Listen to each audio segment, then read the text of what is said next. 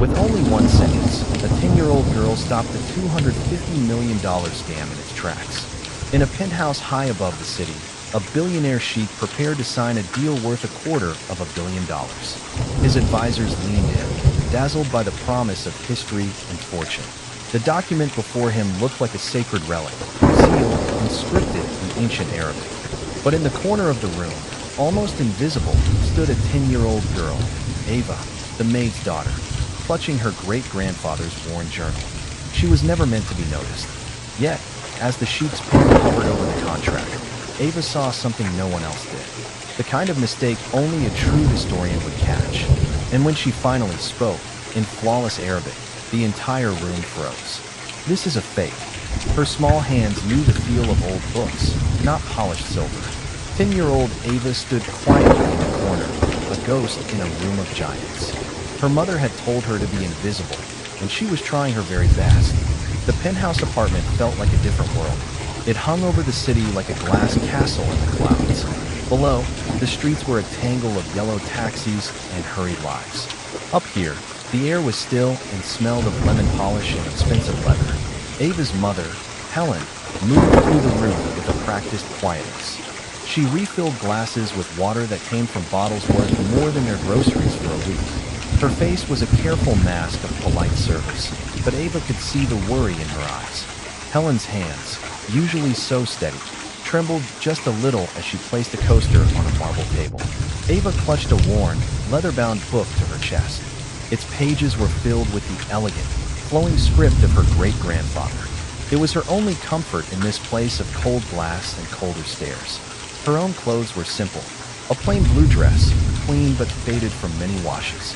Her blonde hair was tied back with a simple ribbon. She knew she did not belong here. The other people in the room made sure she knew it, too. They were men in sharp suits that cost more than a car.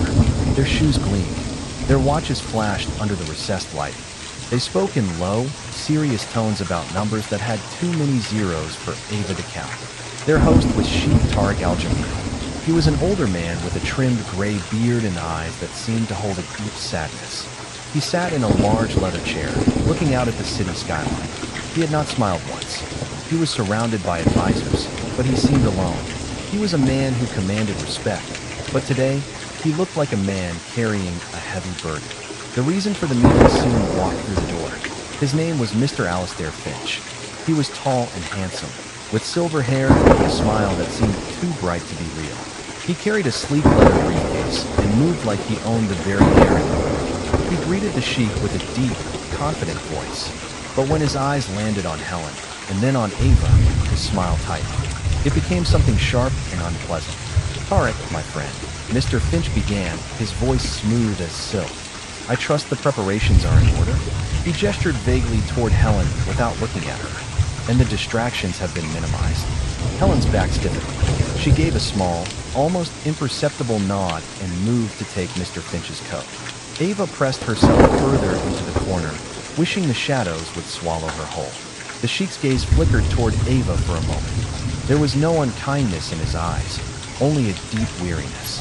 He seemed too tired to correct his guest's rudeness. "Everything is ready, Alistair," the Sheikh said, his voice a low rumble. "Let us proceed." The men gathered around a massive mahogany table. Helen continued her silent work, pouring coffee, her movements efficient and discreet. Ava watched her mother, her heart aching. Helen had been working 2 jobs since Ava's father passed away. Her hands were chapped and her face was often etched with fatigue. She did it all for Ava, to keep a roof over their head and food on the table. She endured the condescending glances and the dismissive tones of men like Mr. Finch so that Ava could have a chance at a better life. One of the other men at the table, a younger associate of Mr. Finch, snickered. He leaned over to his colleague and whispered, loud enough for Ava to hear, "Can you believe it? Bringing a child to a place like this. Some people have no sense of propriety." His friend nodded, smirking. "Probably couldn't afford a babysitter. It's a shame what they let in the door these days." The words were like tiny, sharp stones. Ava's cheeks burned with shame. She wanted to run, to hide her face in her mother's apron. But she stayed still. She remembered her great-grandfather's words, which she had read in his journal just that morning. "Dignity is a fortress, little star. Do not let the words of small men reach its walls. So she stood taller, her chin held high, her fingers tracing the faded gold letters on her book. The meeting began. Mr. Finch opened his briefcase with a flourish. He spoke of investments, of historical opportunities, of profits that would echo for generations. His voice was mesmerizing. He painted pictures with his words, of desert sands turning to gold, of ancient lands yielding new treasures. The men at the table leaned in, their eyes gleaming with pride. Even the weary Sheikh seemed to sit up straighter, a flicker of hope in his eyes. Then came the centerpiece of the presentation. Mr. Finch pulled out a long, cylindrical case. He handled it with extreme care, as if it contained a sacred relic. "Gentlemen," he said, his voice dropping to a dramatic hush, "the key to our shared future." He opened the case and, using white gloves, unrolled a long sheet of old, yellowed parchment. It was covered in beautiful, intricate Arabic calligraphy. At the bottom was a heavy wax seal, a deep crimson against the aged document. "The original land deed," Mr. Finch announced, "granted by the ancestors of our esteemed host, Sheikh. It grants undisputed ownership of the Al-Khor Oasis and all the mineral rights beneath it. An untapped resource worth, conservatively, $250 million. A collective gasp went through the room. The men stared at the document with reverence. The Sheikh leaned forward, his eyes fixed on the parchment. It was a piece of his family's history, a link to his past, and a promise for his future. Helen was clearing away empty coffee cups from a side table near where Ava was standing. As she passed, one of the investors, a man with a large, flashy ring, waved his hand dismissively. "Be careful, woman. That document is worth more than your entire life." Helen flinched as if she had been struck. She nodded quickly, her face pale, and retreated toward the kitchen. Ava watched her go, a hot fire of anger building in her small chest. She looked back at the table, at the arrogant men, at the smiling Mr. Finch. And then she looked at the document. From across the room, it was just an old piece of paper. But something about it felt wrong. Ava had spent hundreds of hours studying her great-grandfather's books and journals. He had been a historian, a linguist, a man who loved the past. He had taught her to see the stories that objects told. He taught her about paper and ink, about scripts and seals. Her eyes narrowed. The parchment was too perfect, too uniform in its yellowing. Old parchment, true vellum, often had imperfections, thinner spots where the animal hide had been sprayed. The ink, even from this distance, seemed too black, too crisp. Ancient iron gall ink faded to a soft brown and often ate into the paper over centuries, leaving a faint name. This ink just sat on the surface. And the seal. Something about the seal was wrong. The Sheikh was reaching for a pen. A very expensive, gold-plated pen. The contract was beside the deed, waiting for his signature. Millions of dollars were about to change hands based on that piece of parchment. A knot of dread tightened in Ava's stomach. They were all being fooled. Mr. Finch's smile was that of a predator who had cornered his prey. Helen returned to the room, carrying a fresh pot of coffee. She moved toward the table, her steps hesitant. She knew this was the critical moment. Everyone was holding their breath. The only sound was the faint scratch of the Sheikh's pen nib hovering over the paper. Ava had to do something. But what? She was just a child. The maid's daughter. They had already dismissed her, insulted her, made her feel like nothing. Who would listen to her? She took a small step out from the corner. Then another. Her heart hammered against her ribs. She thought of her mother's tired face. She thought of her great-grandfather's lessons. "Truth has a quiet voice," he had written, "but it is the loudest sound in a room full of lies." She opened her mouth to speak, but only a small squeak came out. No one heard. The Sheikh's pen touched the paper. In a moment of pure panic, Ava's hand, the one not clutching the book, knocked against the small side table. On it sat a single, empty water glass. It tipped, wobbled for a terrifying second, and then crashed to the marble floor. The sound shattered the tense silence like a gunshot. Every head snapped in her direction. The Sheikh's pen lifted from the contract. Mr. Finch's face, which had been a mask of triumph, twisted into a snarl of fury. "What is the meaning of this?" he demanded, his voice cracking like a whip. He glared at Helen. "Control your child. This is a house of business, not a playground." Helen rushed forward, her face white with fear and mortification. "I'm so sorry, sir." So terribly sorry. Ava, go to the kitchen. Now. The other investors were muttering, shaking their heads in disgust. Unbelievable. The audacity. Get her out of here. Ava looked at her mother's panicked face, at the circle of angry, powerful men. She saw the Sheikh, his expression unreadable, his hands still poised over the contract. She saw Mr. Finch, his eyes boring into her with pure hatred. She knew she had one chance. One single moment before they threw her out. She took a deep breath. She did not look at her mother. She looked directly at Sheikh Tariq Al-Jamil, and then, in a voice that was shockingly clear and steady, she spoke. She did not speak in English. She spoke in the beautiful, formal Arabic her great-grandfather had taught her, the language of scholars and poets. The words hung in the air-conditioned silence of the penthouse. This is a fake. The room went utterly, profoundly still. The investors stared, their mouths agape. They did not understand the words, but they understood the tone. It was a tone of absolute certainty. Mr. Finch's jaw dropped. A flicker of sheer panic flashed in his eyes before he could mask it. Helen froze, her hand halfway to Ava's shoulder. She stared at her daughter as if she were a stranger. She had no idea Ava could speak a word of Arabic. But Sheikh Tariq Al-Jamil understood. His head, which had been bowed over the contract, slowly lifted. His dark, weary eyes widened, first in disbelief, and then with a dawning, intense focus. He stared at the small, blonde-haired American girl in the faded blue dress. He looked at her as if he were seeing her for the first time. The silence stretched, thick and heavy. The entire $250 million deal hung suspended in the air, held there by the quiet, impossible words of a 10-year-old girl. The Sheikh slowly put down his pen. He did not look at Mr. Finch. He did not look at his advisors. He looked only at Ava. "What did you say?" he asked, his voice a quiet, dangerous rumble. He spoke in English, but his eyes were demanding a different answer. Mr. Finch finally found his voice. He let out a short, forced laugh that sounded more like a bark. A trick. A party trick she must have learned. "Don't be absurd, Tariq. She's a child. What could she possibly know?" He waved a dismissive hand. "Helen, take your daughter and leave. You are dismissed." Helen reached for Ava's arm.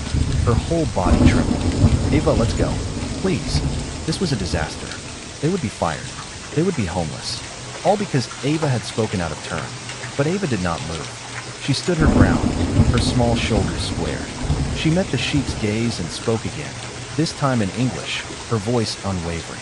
"I said it's a fake." She pointed a small, steady finger at the document on the table. "That whole thing is a lie." The confidence in her voice was staggering. It was not the petulance of a child. It was the conviction of an expert. The room was now divided. On one side was Mr. Finch, sputtering with outrage, and his investors, looking confused and annoyed. On the other was the silent, calculating Sheikh. And in the middle was Ava, a tiny island of defiance. "This is outrageous." Mr. Finch groaned, his face turning red. "Are you going to let a servant's brat scuttle the deal of a lifetime based on a childish fantasy? Tariq, sign the contract. Let's be done with this nonsense." The Sheikh ignored him. His eyes were still locked on Ava. He saw the worn book she clutched. He saw the lack of fear in her eyes. He saw something that made him pause. In his world of deceit and flattery, raw, unafraid honesty was a rare and precious commodity. "Prove it," the Sheikh said softly. The two words dropped into the room with the weight of a judge's gavel. Mr. Finch's angry tirade died in his throat. He stared at the Sheikh in disbelief. "Prove it? You want her to prove it? She's 10 years old. She made an accusation in my home that questions not only your honor, but my intelligence," the Sheikh replied, his voice growing colder. "She will have the chance to explain herself. Bring the child here." One of the Sheikh's advisors, a stern-looking man named Kareem, stepped forward. He looked from the Sheikh to Ava with a conflicted expression. He hesitated, then gave a slight nod. Helen looked like she was about to faint. This was a nightmare from which she couldn't wake. Her daughter was about to be humiliated, and they were about to lose everything. Ava, however, walked forward. She didn't run. She didn't hesitate. She walked with a strange, calm purpose, her worn-out shoes making no sound on the plush Persian rug. She stopped at the edge of the massive mahogany table, so small that her chin was barely above its polished surface. The group of powerful men stared down at her. To them, she was an insect, an anomaly, An impossibility. The floor is yours, little one, the Sheikh said, his voice laced with a heavy irony. Tell us all how you, a child, no more than my team of experts and advisors. Explain this lie. Ava took a breath, the scent of expensive cologne and old paper filling her lungs. She placed her great-grandfather's journal on the edge of the table. Then, she looked at the deed. You don't have to be old to see the truth, she began, her voice small but clear. You just have to know where to look. She pointed to the parchment. Real vellum from that period, from the 17th century, was made from calfskin. It was scraped by hand. It would be uneven. If you held it up to the light, she looked at Kareem, the advisor. You would see thinner patches, maybe even a few small holes from the scraping process. This paper, it's machine-made. It's too perfect. It was probably aged with tea or chemicals to make it look old. Mr. Finch let out another scornful laugh. Preposterous. She's been reading fairy tales. Ava ignored him, her focus absolute. She pointed to the beautiful, flowing script. And the ink, she continued. The ink is wrong. For centuries, they used iron gall ink. When it gets old, it doesn't just fade. The acid in the ink eats into the paper. It creates a browning effect, a burn around the letters. This is modern ink. It's made with carbon. It just sits on top of the paper. There's no corrosion. It's flat. A murmur went through the room. The investors were no longer looking at Ava with just annoyance. A seed of doubt had been planted. Kareem, the advisor, leaned closer to the document, his brow furrowed in concentration. Impressive theories, little girl, Mr. Finch said, his voice dripping with sarcasm. Did you learn that in your art class? Ava finally turned her clear blue eyes on him. I learned it from my great-grandfather, she said simply. He was Sergeant Michael Peterson. He fought in the war, not just with a gun. He was part of a special unit. They saved art and old documents. He was a hero. He knew more about history than anyone. She tapped the journal. He wrote it all down. He taught me. The Sheikh's posture changed. He leaned forward, his elbows on the table, his skepticism beginning to melt away, replaced by an intense, burning curiosity. But that's not the biggest mistake, Ava said, her voice dropping slightly, drawing them all in. She pointed to the magnificent crimson wax seal at the bottom of the document. The biggest mistake is right there. All eyes moved to the seal. It was ornate, bearing the crest of the Al-Jamil family and a line of Kufic script, an early, angular form of Arabic. What about the seal? Kareem asked, his voice sharp with interest. The script, Ava said. It's beautiful, but it's wrong. The calligrapher used a dot for the letter Fa. In the 17th century, in this region, the Kufic script used for that seal would not have used a dot. They used a small, inverted V shape above the character. The dot wasn't standardized in that form of calligraphy until the late 18th century, almost 100 years after this was supposedly signed. She paused, letting the weight of her words settle in the silent room. Whoever made this was good, she concluded, her voice soft but devastating. But they made a mistake. They got the date of the dot wrong. Silence. A deep, profound, and terrible silence filled the penthouse. Mr. Finch's face had gone from red to a sickly, pale white. He looked at the document, then at Ava, his mouth opening and closing with no sound coming out. The investors were looking at each other, their greed turning to panic. The Sheikh sat back in his chair. He stared at the deed on his table, the deed he had been moments away from validating, the foundation of a $250 million deal. And he saw it not as a link to his history, but as a cheap and clever forgery. He had been so blinded by hope, so desperate to reclaim a piece of his heritage, that he had almost been taken for a fool, by a con man, and he had been saved, by a child. He finally turned his gaze to Mr. Finch. The weariness was gone from his eyes. It was replaced by a cold, hard fire. It was the look of a king who had just uncovered a traitor in his court. Kareem, the Sheikh said, his voice dangerously quiet. Get my spectacles, and a magnifying glass. Then he looked at two of the large, silent bodyguards standing by the door. And ensure Mr. Finch and his associates do not leave the room. I believe we have much to discuss. The air in the penthouse, once thick with greed, was now frozen with tension. Mr. Finch stood as if he'd been turned to stone, his handsome face a mask of disbelief. The blood had drained from his cheeks, leaving behind a pasty, gray pallor. His associates, The men who had been so eager to toast their impending fortunes now looked at him with suspicion, their whispers turning from admiration to accusation. They shuffled their feet, avoiding his gaze, their expensive suits suddenly looking like costumes for a play that had gone terribly wrong. Helen remained by the door, her hand covering her mouth.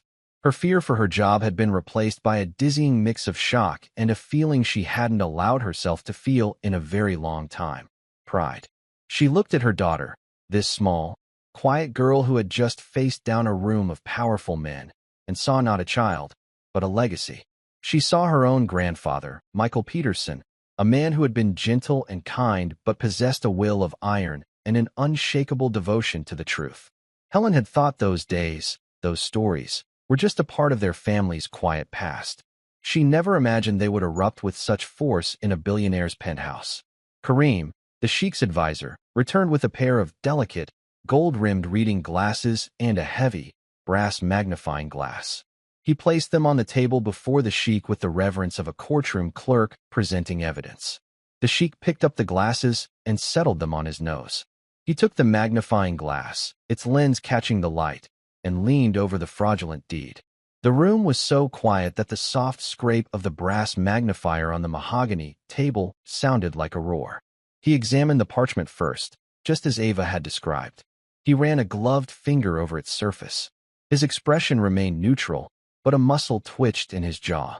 He moved the glass to the calligraphy, tracing the lines of ink.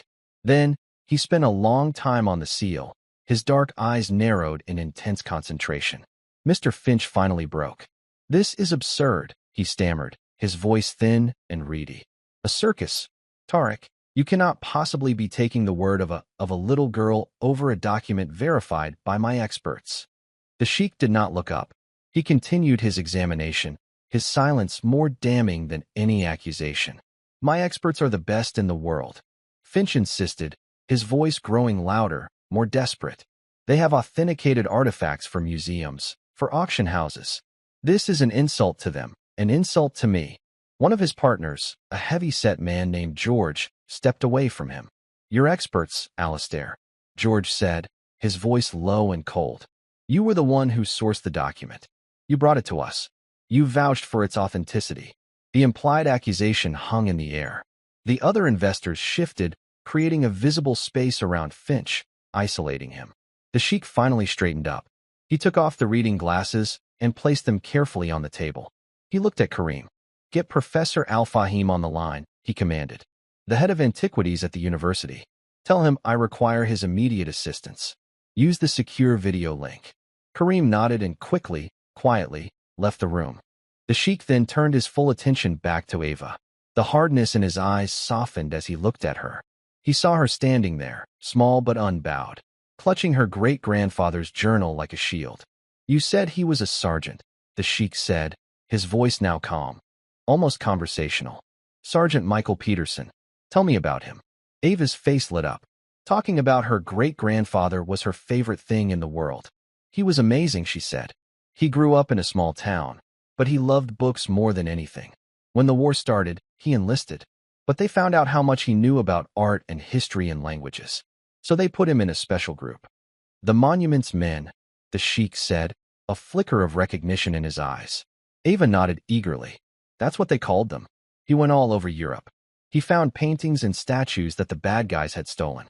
He saved them. He said he was a soldier for history. He said saving a piece of the past was like saving a piece of the future."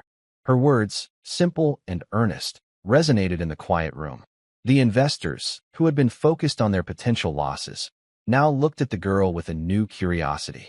Helen felt tears welling in her eyes, and she quickly wiped them away. After the war, Ava continued, he became a professor. But he never stopped learning. He traveled everywhere. He learned to read so many old languages. He said you couldn't trust a translation. You had to read the words the way the person who wrote them did. He taught me. She patted the journal. "It's all in here. His notes. His drawings. He showed me how to spot a fake. He said most forgers are clever, but they're also arrogant. They always miss one small thing. One little detail that gives them away. The date of the dot," the Sheikh murmured, looking back at the seal on the parchment. It was such a tiny detail. So small, so insignificant. A dot. A single, tiny that had just saved him from a $250 million mistake. Mr. Finch watched this exchange, his face a storm of conflicting emotions. He saw his plan, so meticulously crafted, unraveling thread by thread. And all because of a child's story about her dead great-grandfather. The injustice of it was maddening. Touching stories, Finch sneered, attempting to regain some control. But they are just that, stories. We are talking about a legal, binding document. We are talking about business, not bedtime tales from a war that ended 80 years ago. The Sheikh held up a hand, silencing him without a glance. We are talking about truth, Mr. Finch, he said, his voice dangerously soft. It is a concept you seem to be unfamiliar with. At that moment, Kareem re-entered the room. He was followed by another of the Sheikh's men, who rolled in a large television screen. Kareem carried a laptop. Professor Al-Fahim is on the line, Your Excellency, he announced. The screen flickered to life.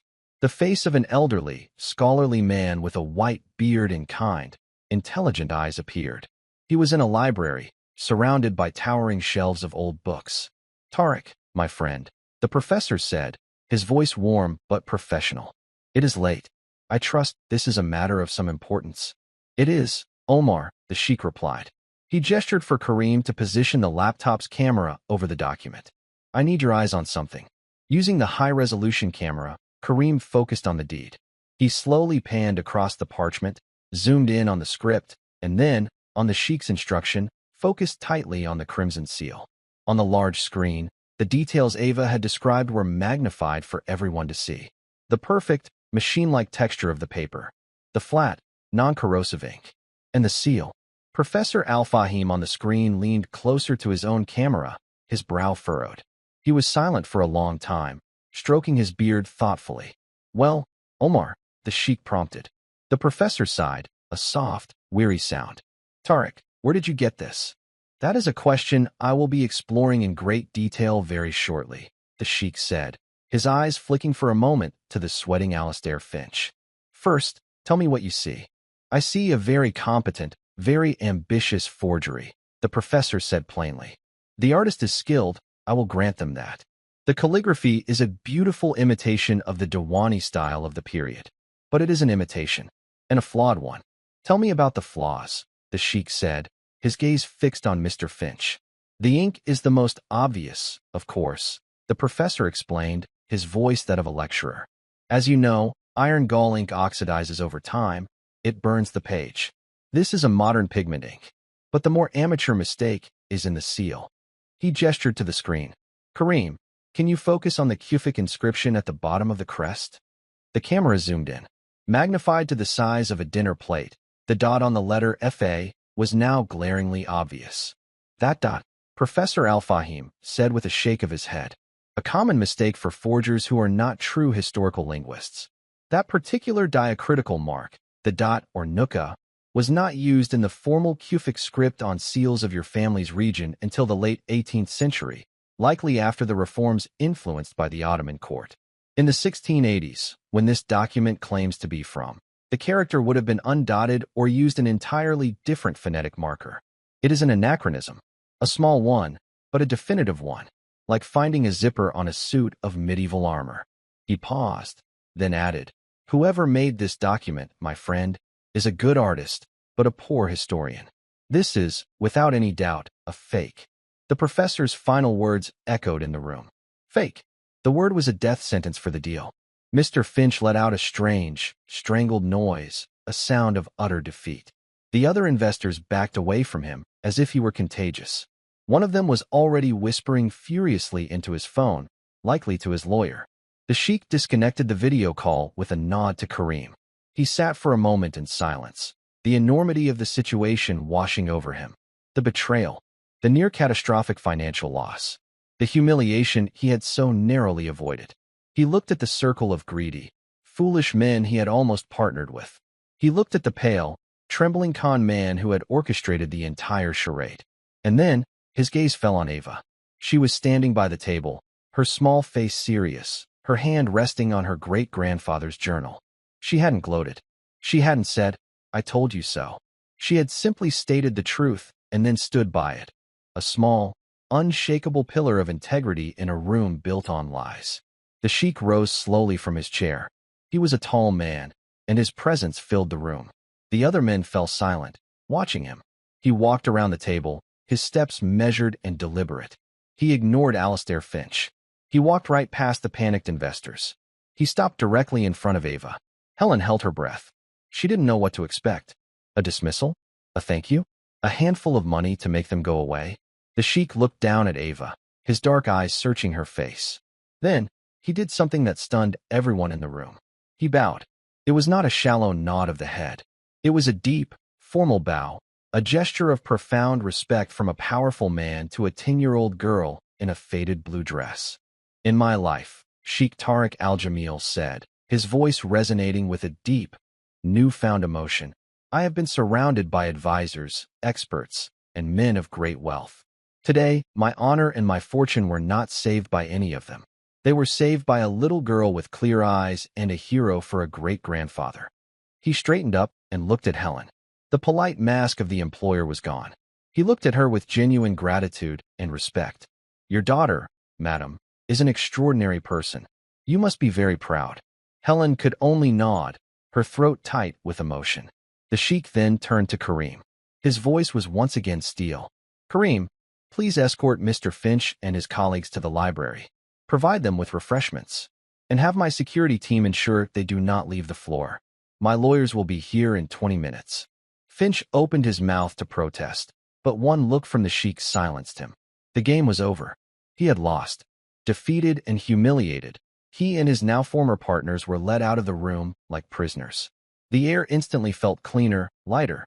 The grand penthouse living room was now empty except for the Sheikh, Ava, and Helen. The fraudulent deed still lay on the table, a testament to the disaster that had been averted. The Sheikh gestured to the comfortable sofas. Please, he said to Helen and Ava. Sit. You are no longer staff here. You are my honored guests. Hesitantly, Helen and Ava sat on the edge of a cream-colored sofa that probably cost more than their car. The Sheikh sat opposite them, not in his imposing leather chair, but in a smaller one, drawing himself closer, creating an atmosphere of intimacy. I owe you a debt I can never truly repay, he said, looking at Ava. But I must try. Tell me, what can I do for you? Anything you desire. A gift? A reward? He was thinking of money, of course. A trust fund, a scholarship. He could secure her future and her mother's for the rest of their lives. It was the simplest, easiest way to show his gratitude. Ava looked at her mother, then back at the Sheikh.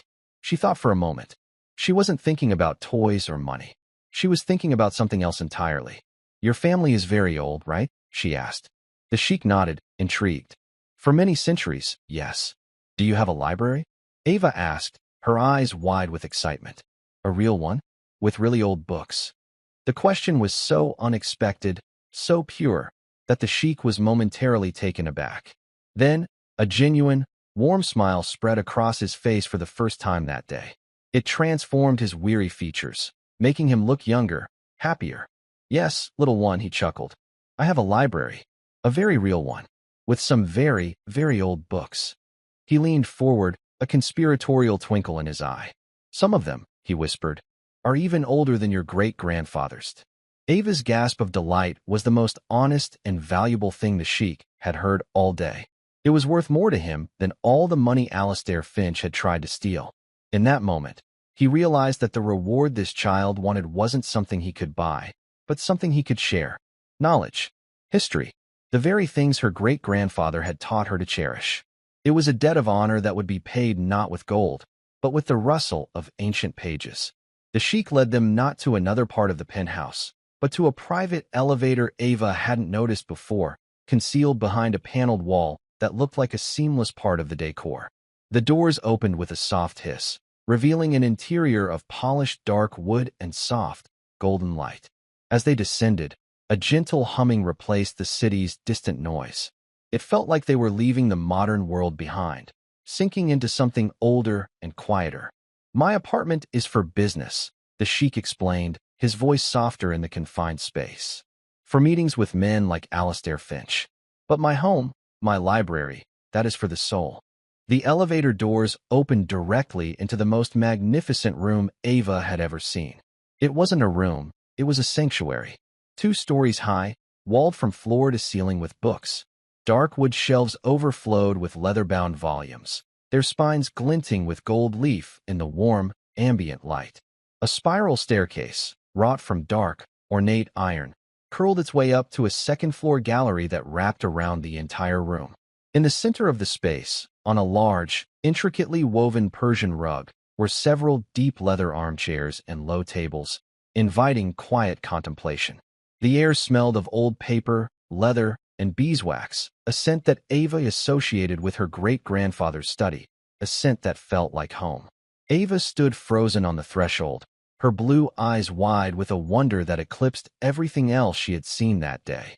The glass castle of the penthouse had been impressive, but this was magical. This was a treasure chamber far more valuable than the one Mr. Finch had tried to sell.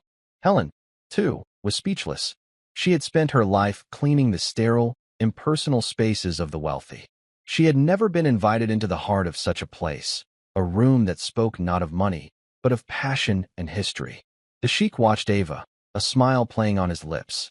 Her reaction was the purest form of praise the room had ever received. "Go on," he said gently. "It will not bite." Ava took a tentative step forward, her fingers lightly brushing the spine of the nearest book. She tilted her head to read the title, her lips moving silently. She was in the presence of greatness, of thousands of stories and lifetimes of knowledge, and she treated it with the reverence of a true believer. "This is more than I ever imagined," she whispered, her voice filled with awe. "My father started the collection," the Sheikh said, walking slowly into the room. "And his father before him. I have added to it over the years. It is my one true indulgence." He gestured to a large, glass-topped display case in the center of the room. "Some of the older pieces are here." Ava and Helen followed him.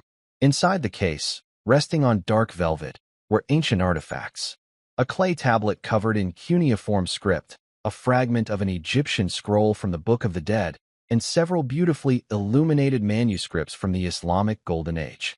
Ava stared at a Quran from the 10th century, its pages decorated with intricate gold leaf and lapis lazuli. The calligraphy was breathtaking. "It's beautiful," she breathed. "That is the work of a true artist," the Sheikh said, his voice layered with meaning. "Someone who understood the history, who respected the materials. Not a charlatan looking for a quick profit." The shadow of Mr. Finch's betrayal still lingered, but here, in this room, it seemed to lose its power, diminished by the weight of genuine history. He turned to Helen. "Mrs. Peterson," he said, using her name with a respect that was entirely new. "Your daughter has a remarkable gift. A gift inherited, it seems, from a remarkable man." Helen found her voice, though it was thick with emotion. "My grandfather, he was just a quiet man. He loved his books. I never thought." Her words trailed off. She looked at Ava, who was now tracing the lines of the cuneiform tablet with her eyes, her brow furrowed in concentration. How had she failed to see the depth of the legacy he had passed on to her daughter? "Quiet men are often the ones who change the world," the Sheikh replied. "They do not make noise. They simply do the work that matters." He paused, his gaze thoughtful. "I meant what I said upstairs. I owe you a debt, and I do not like being in debt." He walked over to a small, elegant desk in the corner of the library and picked up a checkbook. It was the solution of a billionaire, a simple transaction. Helen's stomach tightened. She appreciated the gesture. She truly did. The money would change their lives. It would mean an end to the constant worry, the second job, the fear of falling behind. But somehow, it felt inadequate. It felt like a payment for a service rendered, and what Ava had done was so much more than that. Before the Sheikh could write, Ava spoke, her voice pulling their attention back to the display case. "This one isn't real." Her statement, so similar to the one that had shattered the deal upstairs, hung in the quiet air of the library. The Sheikh froze, his pen hovering over the check. Helen's heart leaped into her throat. "Oh, Ava, no. Not now. Don't push your luck." The Sheikh slowly put the checkbook down and walked back to the display case. His face was unreadable. "What did you say?" Ava pointed to a small, simple-looking dagger with a jeweled hilt, lying next to a collection of ancient coins. "That one," she said. "The dagger. It's not from the same time as the coins." The Sheikh stared at the dagger. It had been in his family for generations, supposedly a relic from a distant ancestor, a warrior poet of the 12th century. It was one of his most prized possessions. "That dagger has been in my family for 300 years, he said, his voice flat. "It was authenticated by the British Museum in 1958. Ava did not flinch. "They were wrong," she said, with the same simple certainty as before. She looked up at him, her expression not arrogant, but helpful. "It's the metalwork on the hilt. The filigree. That style wasn't used in that region until much later, probably during the Ottoman period. It looks older because the blade is old. The blade is real 12th century. But someone probably found the blade and added the fancy handle in the 16th or 17th century to make it look more valuable." She looked down at her great-grandfather's journal, which she had placed on the edge of the case. She seemed to be gathering her courage. "My great-grandfather wrote about this kind of thing. He called them marriages. When someone takes two old things and puts them together to make one new, fake thing. It's harder to spot than a complete forgery, because parts of it are real." The Sheikh stared at the dagger, an object he had cherished, a story he had believed his entire life. He had shown it to scholars, to historians, to collectors. No one had ever questioned it. Now, this 10-year-old girl was dissecting it with the casual precision of a master surgeon. He felt a sudden, sharp pang, not of anger, but of something else, a sense of being unmoored. How much of what he thought was real was actually a carefully constructed story? Finch's deed was a lie. Was this dagger a lie too? Instead of becoming angry, he felt a strange sense of liberation. Ava wasn't just exposing fakes, she was revealing the truth. And the truth, he was beginning to understand, was more valuable than any artifact, any story, any amount of money. He let out a long, slow breath and then, to Helen's utter astonishment, he began to laugh. It wasn't a small chuckle. It was a deep, hearty laugh that echoed through the vast library, a sound of genuine, unburdened amusement. "In one afternoon," he said, wiping a tear of mirth from his eye, "you have cost me $250 million in a fraudulent deal, and you have shattered one of my most cherished family myths. You, little girl, are the most expensive and most valuable guest I have ever had." He looked from Ava's serious face to Helen's terrified one, and his laughter softened into a warm smile. "Do not worry, Mrs. Peterson. Your daughter is not in trouble. She is a revelation." He turned back to his desk, but he did not pick up the checkbook. He pushed it aside. The idea of simply giving them money now seemed crass, almost insulting. It was what Alistair Finch would have done. It was the language of transactions, not of gratitude. Ava deserved more. Her gift deserved more. "I have a proposition for you," he said, his tone shifting from amusement to serious purpose. "For both of you." He looked at Helen. "I would like to offer you a position. Not as a maid. I need a curator for this collection. Someone to manage it, to research it, to care for it. But I don't want a traditional academic from a university. I want someone with integrity. Someone who understands the value of truth." He paused. "I believe that person is you. You raised this remarkable child. You carry the legacy of Sergeant Michael Peterson. I would pay you a generous salary, and I would provide you with a home, here in the building." Helen was so stunned she couldn't speak. A curator. A home. It was a world away from scrubbing floors and worrying about rent. It was a life she had never dared to dream of. Then, the Sheikh turned to Ava. "And for you, young lady, my offer is different. I do not want to give you a reward. I want to give you a responsibility." He swept his arm, encompassing the entire library. "This will be your classroom and your playground. I want you to study every book, every artifact in this collection. I want you to find the marriages. I want you to find the fakes. I want you to help me separate the truth from the lies." His eyes gleamed with a new project, a new passion. "We will build a new collection, one based not on sentiment and story, but on verifiable truth. We will create a foundation in your great-grandfather's name, the Sergeant Michael Peterson Foundation for Historical Integrity. It will fund research. It will expose forgeries. It will teach others how to see the world with your eyes." He leaned forward, his voice filled with an earnest, compelling energy. "I will give you all the resources you need. Tutors, access to experts, travel when you are older. In return, you will be my secret weapon, my personal truth detector. What do you say?" Ava was speechless. To be let loose in this library, to be given the job of solving its mysteries, was the greatest adventure she could possibly imagine. It wasn't a gift of money that would be spent and gone. It was a gift of purpose. She looked at her mother. Helen's face was a canvas of disbelief and dawning joy. The worry lines that seemed permanently etched around her eyes were gone, replaced by the sheen of unshed tears of happiness. She nodded at Ava, a silent permission, a shared understanding that their lives had just been irrevocably changed. Ava turned back to the Sheikh. She didn't jump up and down or squeal with delight. She simply stood a little taller, a solemn look on her young face. She held out her hand, not like a child, but like an equal partner sealing a deal. "Okay," she said, her voice clear and steady. "It's a deal, but I have one condition." The Sheikh, amused and intrigued, took her small hand in his. "Name it. I want to start," Ava said, her eyes flashing toward the display case. "With that dagger." The Sheikh's smile was wide and genuine.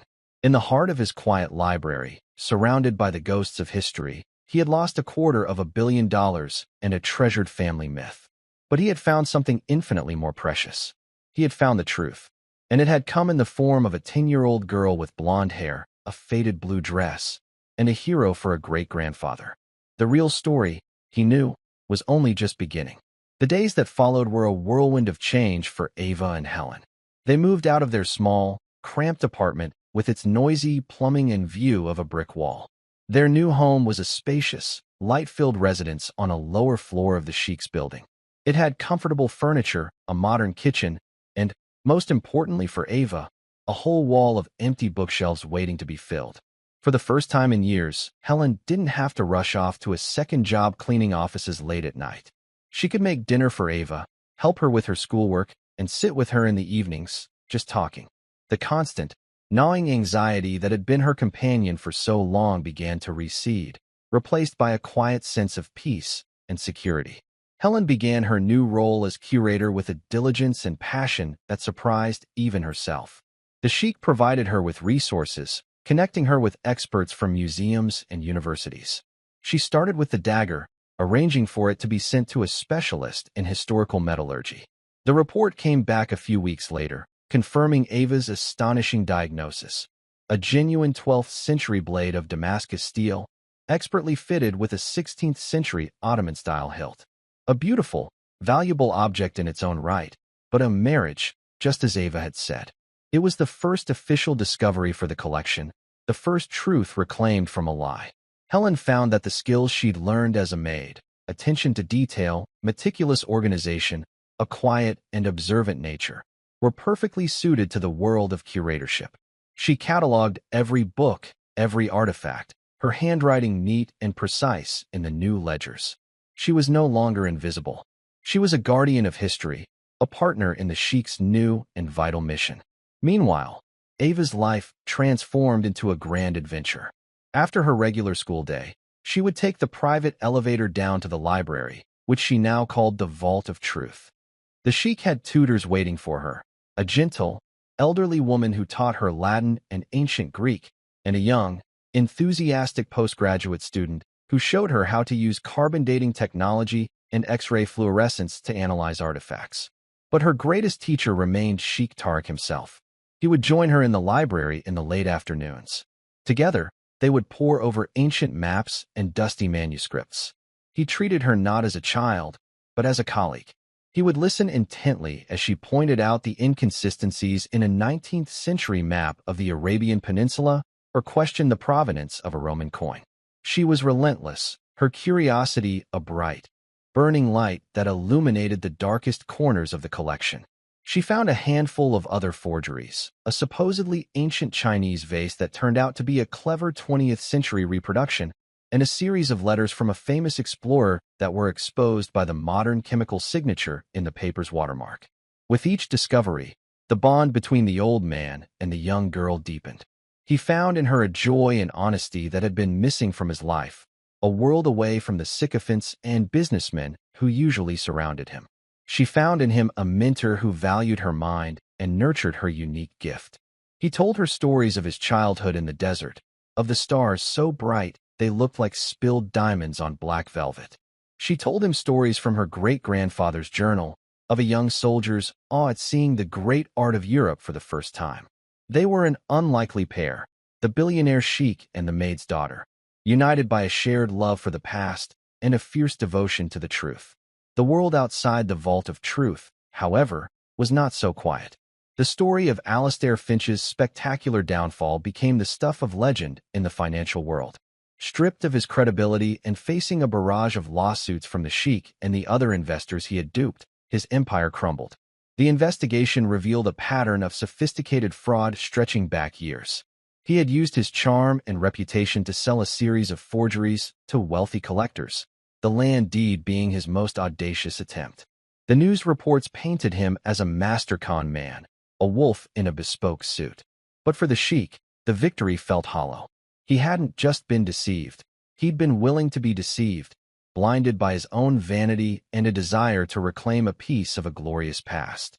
Ava hadn't just saved his money. She had saved him from himself. A few months after the incident in the penthouse, the Sheikh held a small, private reception in the library. He didn't invite businessmen or politicians. He invited academics, museum directors, and a few honest art collectors. Helen stood beside him, no longer an employee but a respected colleague. Ava was there, too, in a new blue dress, looking more comfortable in the grand library than she ever had in the sterile penthouse. The Sheikh stood before his guests and officially announced the creation of the Sergeant Michael Peterson Foundation for Historical Integrity. For too long, we have allowed history to be a commodity, he said, his voice resonating with passion. Bought and sold by men who value profit over truth. We celebrate the stories that make us feel important, and we ignore the facts that challenge us. But history is not a storybook. It is a science. It is a discipline, and its bedrock must be truth. He spoke of Sergeant Peterson, a man he had never met, but whose legacy now shaped his own. He spoke of the quiet heroes, the scholars and preservationists who did the slow, patient work of uncovering the past, not for fame or fortune, but because they believed it mattered. And then he introduced the Foundation's first fellow, its guiding star. He called Ava to his side. She stood before the small crowd, not intimidated, but filled with a quiet confidence. She held up her great-grandfather's journal. "My great-grandfather taught me that every object tells a story," she said, her young voice clear and true. "But some stories are lies." He said our job is to listen carefully enough to know the difference. Looking out at the faces of the guests, she saw not judgment or condescension, but respect. She was no longer the invisible girl in the corner. She had a voice, and people were finally listening. The story ends there, but it also begins there. It begins in a quiet library where an old man and a young girl learn to read the past together. It begins with a mother finding a new life, a new purpose, her hands now preserving history instead of just cleaning up after it. It is a story about the lies we tell ourselves and the truths that set us free. You've been there, haven't you? You've felt small in a big room. You've had a truth burning inside you, a piece of knowledge you knew was right, while the world around you insisted it was wrong. You've seen people value shiny, expensive lies over simple, unadorned facts. You've felt the frustration of not being heard, of being judged not for who you are, but for what you appear to be. Ava's story is a reminder that the most powerful voice doesn't have to be the loudest. It just has to be the truest. It's about having the courage to speak that truth, even when your voice shakes, even when you're facing down giants. It's a story that proves that integrity is not a matter of age, or wealth, or status. It is a choice. It is a fortress, and its walls can never be breached by the whispers of small men or the grand deception of a $250 million scam. You weren't wrong to believe in what you knew. The truth was always there. You just needed to wait for the world to be quiet enough to hear it. And that's where we'll end the story for now. Whenever I share one of these, I hope it gives you a chance to step out of the everyday and just drift for a bit. I'd love to know what you were doing while listening. Maybe relaxing after work, on a late-night drive, or just winding down. Drop a line in the comments. I really do read them all. And if you want to make sure we cross paths again, hitting like and subscribing makes a huge difference. Thanks for spending this time with me.